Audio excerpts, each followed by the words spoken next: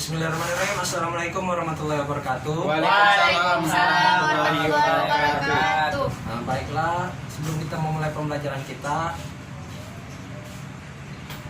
kita, marilah kita berdoa dipimpin oleh ketua kelas. Berdoa dimulai. Berdoa selesai. Baiklah, selanjutnya Bapak akan mengabsen kalian. Dari mana yang pertama adalah Ilham, Hadir, Pak. Irfan, Hadir, Pak. Nurul. Hadir, Pak. Nah, baiklah, sepertinya sudah datang semua. Baiklah, sebelum kita masuk pada topik kali ini yaitu sistem koordinasi, Bapak akan mereview sedikit atau membahas sedikit tentang materi kita sebelumnya yaitu sistem respirasi. Kepada kalian semua, apakah ada yang mengetahui kaitan sistem respirasi dengan sistem koordinasi kali ini? Saya, Pak. Baiklah, kepada Irfan silakan. Ya, jadi Pak, kaitannya itu antara sistem respirasi dengan koordinasi yaitu terletak pada alat pernapasan, Pak, yaitu hidung, dan hidung termasuk ke dalam sistem indera pada sistem koordinasi, Pak.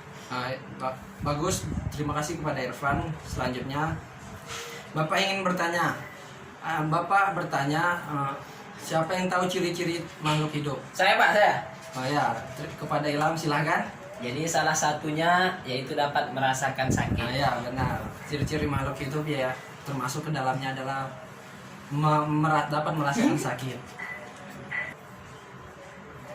Baiklah, setelah kita mengetahui ciri-ciri makhluk hidup tadi yaitu dapat merasakan sakit, Bapak akan bertanya kembali, kenapa manusia dapat merasakan sakit? Siapa yang bisa menjawab, angkat tangannya. Saya, Pak.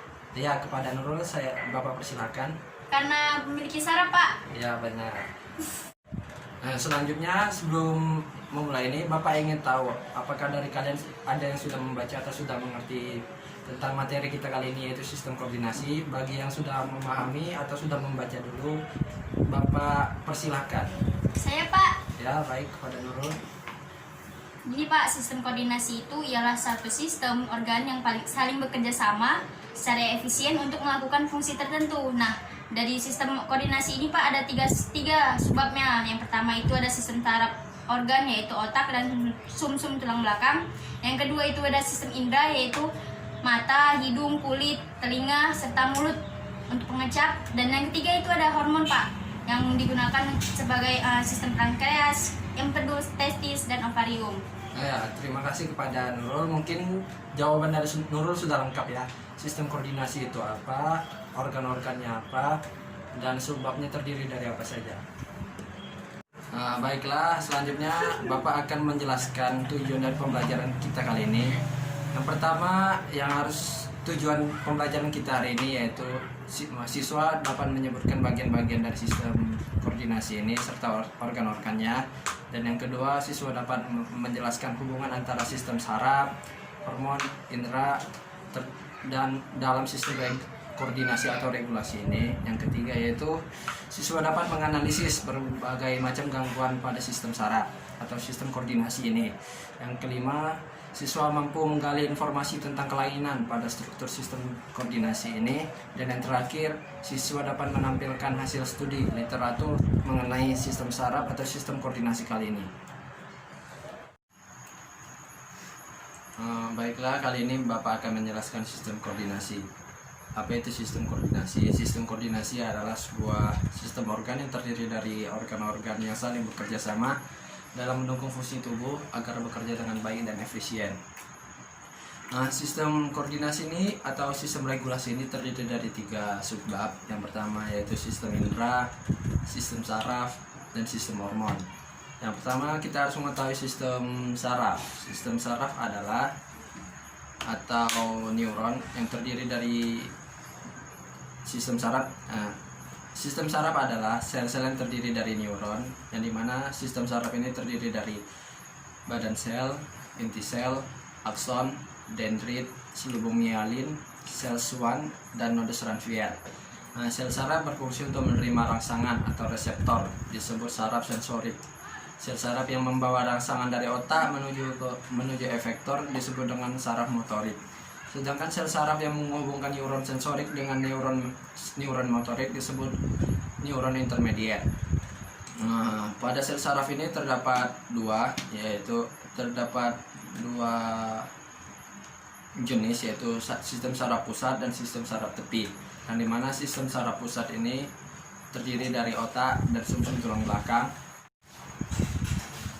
Sistem saraf pusat memiliki fungsi sebagai berikut, yaitu pertama, fungsi dari sistem saraf pusat adalah mengatur organ-organ atau alat tubuh agar terjadi keserasian kerja, menerima rangsangan sehingga dapat mengetahui dengan cepat keadaan dan perubahan yang terjadi di lingkungan sekitar, dan ketiga, mengendalikan atau memberi reaksi terhadap rangsangan yang terjadi pada tubuh.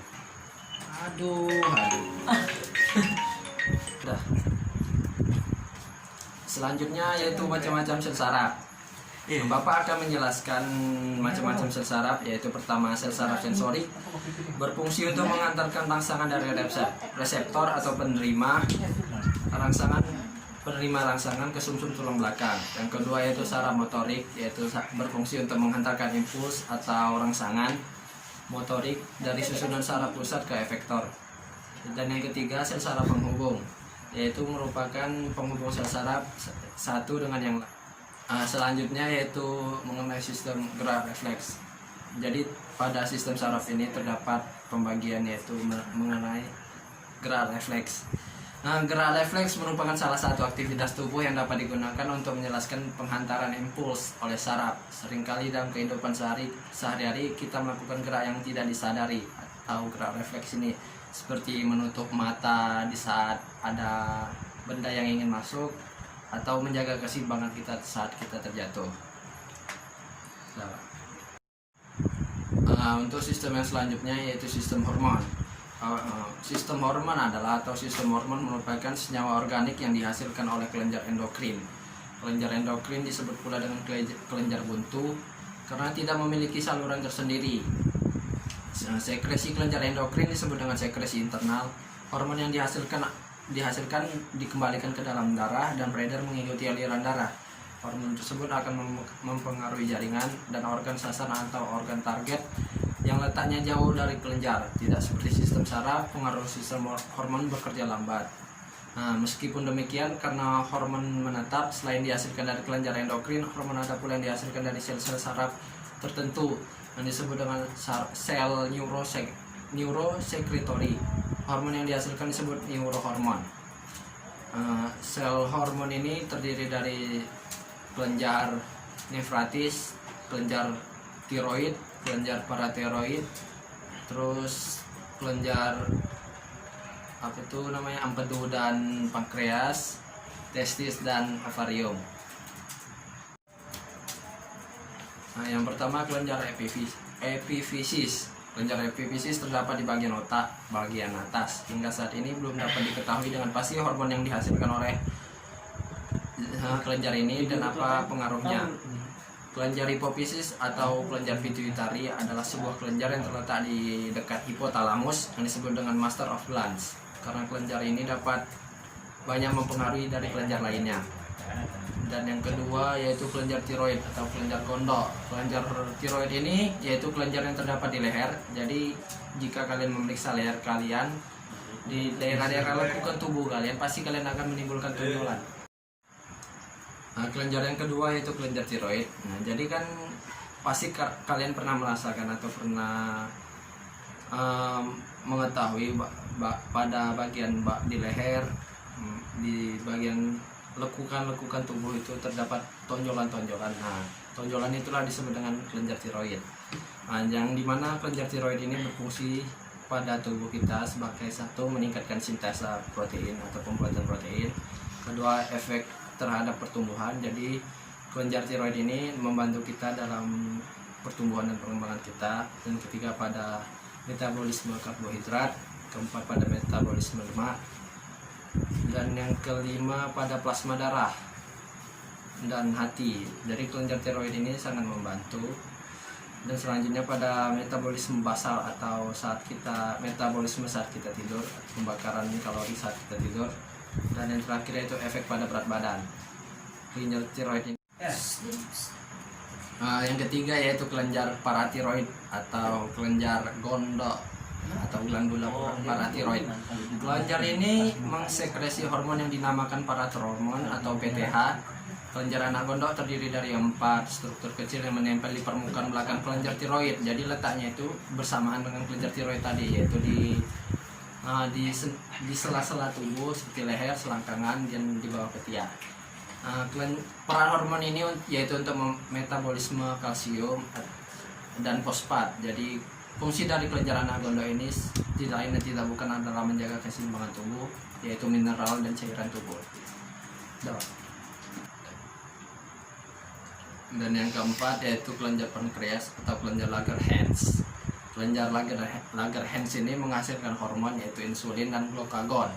Fungsi insulin ini yaitu dimana mengubah gula yang terdapat pada darah kita sebagai energi. Dan fungsi dari glukagon ini yaitu menjadikan glukosa atau gula menjadi gula otot yang dimana disimpan pada otot. Jadi ketika saat kita tubuh kita lemah ataupun lemas, jumpa sesuatu yang kita takutin itu pasti tiba-tiba tubuh kita itu memiliki energi. Energi itu terdapat dari gula yang terdapat pada otot kita, yang dimana gula itu diubah secara cepat untuk menghasilkan gerak. Dan yang selanjutnya kelenjar kelamin. Kelenjar kelamin ini terdiri dari 2, yaitu kelenjar kelamin betina dan jantan. Organ yang berkaitan dengan ini yaitu pada betina yaitu ovarium menghasilkan ovum, dan pada laki-laki yaitu testis menghasilkan testosteron atau sperma. Kelenjar kelamin ini terdiri dari 3, yaitu kelenjar progesteron, kelenjar testosteron, dan kelenjar estrogen, yang dimana kelenjar ini sangat membantu baik dari sistem pertumbuhan kita secara fisik dan membantu pertumbuhan dan membantu. Sampailah kita pada materi terakhir. Jadi sebelum Bapak menyampaikan materi terakhir ini, Bapak bertanya kepada kalian, apakah kalian sudah mengerti sebelumnya? Ngerti, Ngerti, Pak. Pak. Betul nih. Betul. Ini bunga nih, Pak. Nah, selanjutnya materi terakhir yaitu sistem indera. Sistem indera mungkin kalian sudah mengetahui lah apa itu indera, ada berapa indera, apa saja, dan bagaimana cara kerjanya, dan penyakit yang dapat yang terjadi pada sistem indera tersebut. Jadi sistem indera itu ada 5, dan dimana sistem indera ini merupakan reseptor atau penerima ataupun bisa menjadi afektor pada sistem saraf. Jadi kerjanya sistem saraf itu diawali atau dimulai pada sistem indera, yang dimana rasa sakit yang diberikan bisa jadi dimulai atau diterima pada kulit yaitu indera peraba, dan dihasilkan oleh sistem indera motorik, yang hasilnya itu output terakhirnya itu kembali kepada sistem indera berupa aksi. Kembali pada sistem indera berupa aksi. Sekian dari Bapak, mungkin itu saja yang dapat Bapak sampaikan. Baiklah, setelah Bapak menjelaskan tadi, kali ini Bapak ingin memberikan kalian tugas. Jadi kalian dapat membuat kelompok kecil lah gitu, yang berisi 3 atau 4 orang. Jadi kelompoknya ini kalian saja yang membuat, tidak lagi Bapak. Jadi selanjutnya Bapak akan memberikan lembar kerja, 3 lembar kerja ini, dimana pada lembar kerja ini terdapat masalah.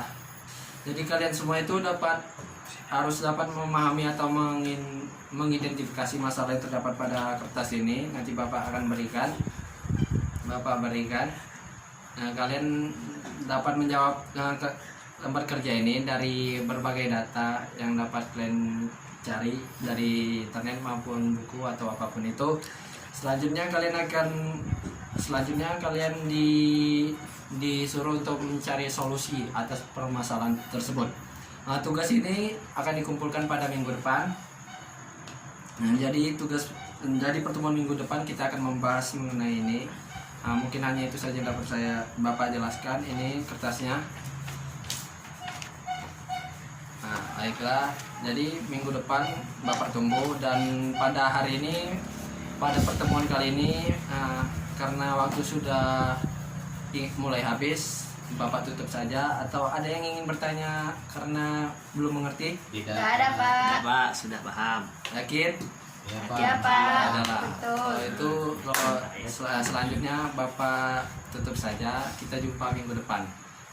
Demikian penjelasan pertemuan untuk kali ini. Mohon maaf dari Bapak bila ada salah kata ataupun perbuatan, kepada Tuhan Bapak mohon ampun. Wabillahi taufiq wal hidayah. Wassalamualaikum warahmatullahi wabarakatuh. Waalaikumsalam warahmatullahi wabarakatuh.